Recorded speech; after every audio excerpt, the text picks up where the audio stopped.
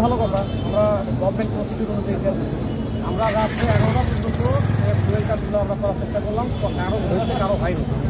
এই মর্মে আমি কালকে আসেন মাস্টারের বাসায় গেছিলাম যে আমাদের যে আমরা তো লাইনে দাঁড়ায় তেল দিতে গেলে মানুষের সাথে বাকবিতণ্ডা সৃষ্টি হয়, তাহলে আমরা তেলগুলো যদি আমরা আমাদেরকে আলাদাভাবে দিতে পারেন আমাদের জন্য সুবিধা হয়, আপনাদের জন্য সুবিধা হয়। উনি বললো যে আমি কথা বলতে পারবো না, বাসায়ও নাই, কিন্তু পাম্পের নাম্বার ছাড়া হাসেম মাস্টার কোনো ফোন রিসিভ করে না। সে আমাদের নাম্বার কারো ফোন রিসিভ করে না, শুধুমাত্র পাম্প থেকে যার নাম্বার ফোন দেয় তার নাম্বার শুধুমাত্র রিসিভ হয়, এছাড়া কোনো নাম্বার রিসিভ হয় না।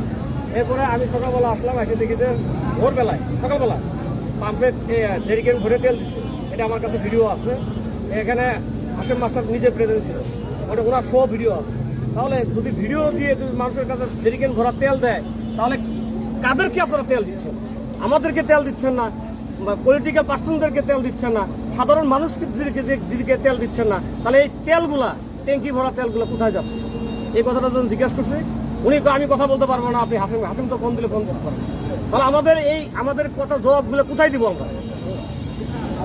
একটা বড় কথা হইতে হইতে এই পর্যন্ত স্যার আসছে।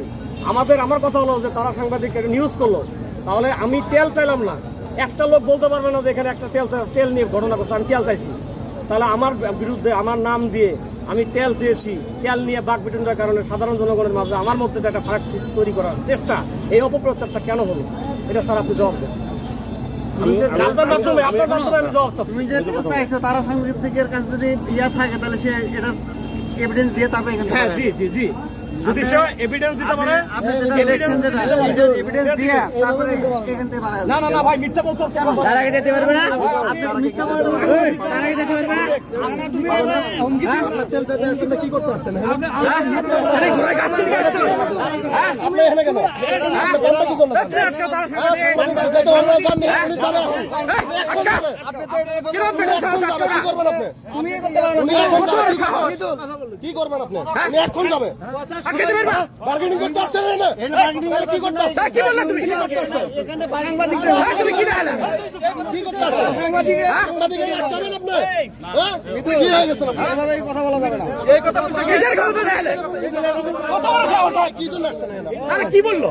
তুমি একটা এপিএস বলছো, এপিএস তুমি এভাবে গ্রহণযোগ্য কথা বলতে হবে না। না কিন্তু তোমার ব্যাপারে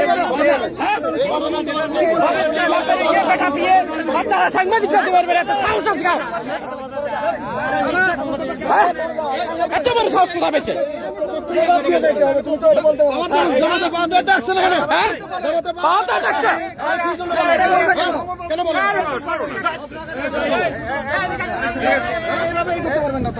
আশ্চর্য কথা না, জামাতের ইয়ে দেখান আপনারা। আজব কথাবার্তা বলেন।